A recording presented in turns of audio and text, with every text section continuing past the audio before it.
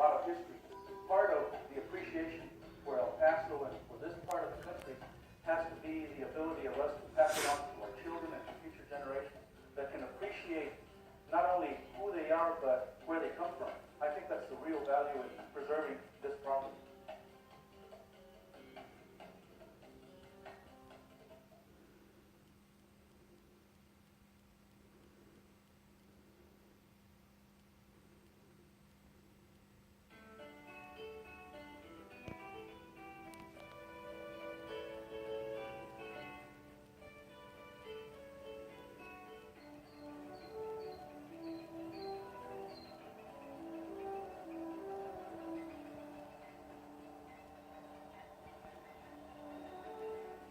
The West Texas town of El Paso sits between a mountain and a valley. It's a modern city with an ancient past. Hi, I'm archaeologist David Carmichael. This is El Paso's Keystone site, where an ancient wetland sits adjacent to the ruins of an ancient village. More than 4,000 years ago, during what we call the Archaic period, prehistoric Indians came here to live, hunt, and fish along the Rio Grande.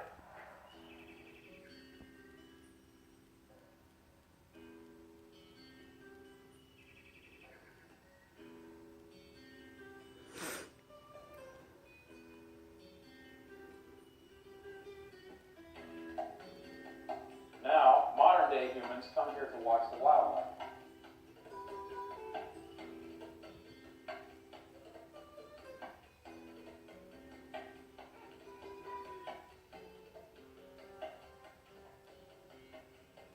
Nearby, the desert sands protect the remains of a prehistoric village, the largest archaic period settlement in the western United States.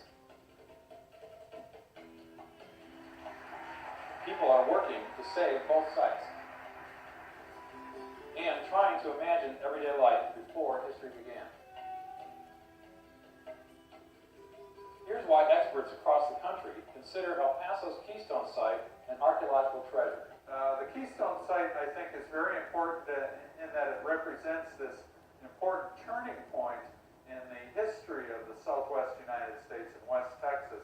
It's a time of transition when populations stopped moving around so much and started settling down and establishing permanent settlements of a larger size. It's important to know, how did these people live? We know that in that period we've got a window into an era when you could literally harvest wild ducks at will. It was almost better than agriculture. It was a settled kind of life in a kind of world that we could never know because we're using it up so fast. El Paso Keystone site is really key in understanding how people began to settle down from a wandering hunter-gatherer based lifestyle. And we really don't understand that at all. So saving is important. Oh yeah, absolutely. Yeah, saving it's extremely important. Studying it's extremely important. Students at Mrs. Deborah Sisti's science class at Marnado Middle School in El Paso recently learned about the Keystone site. And this is Keystone Dam right in the foreground here. You can see it parallels Interstate 10. That's a wetland. And this piece right over here is the Keystone site, the archaeological site.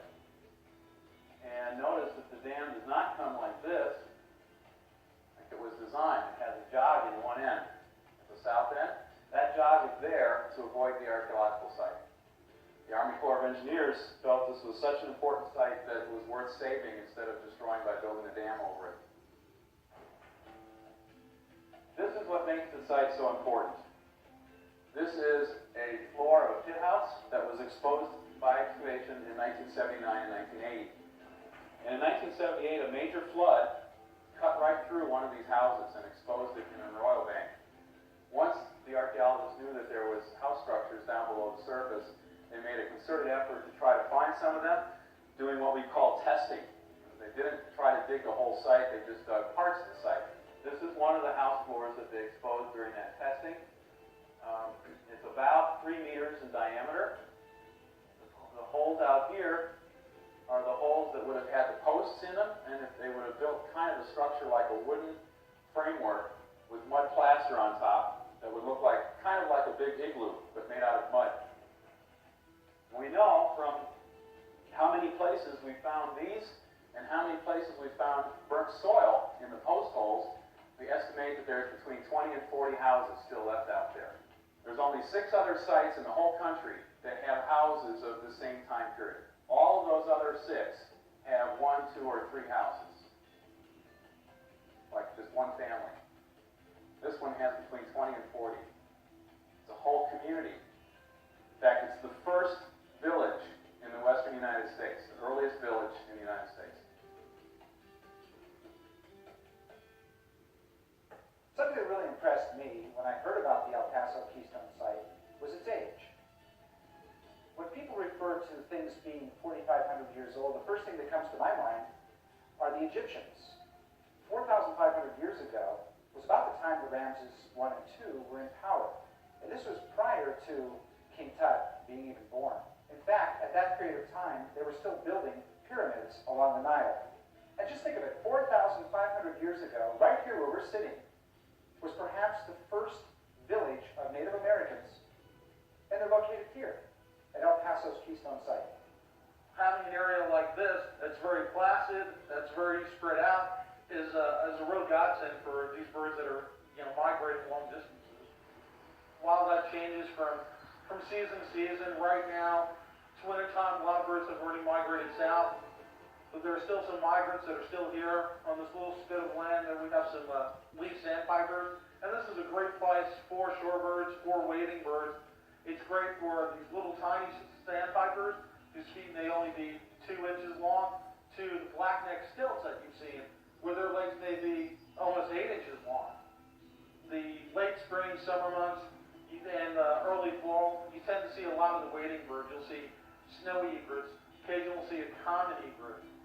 And these are birds that will come here to fish because there's small fish in this section here. And certainly when you come here in the late fall and the winter time, these power lines will just be chock full, shoulder to shoulder, of red-winged blackbirds, Ruger's blackbirds, yellow-headed blackbirds. And it's just a tremendous sight to behold.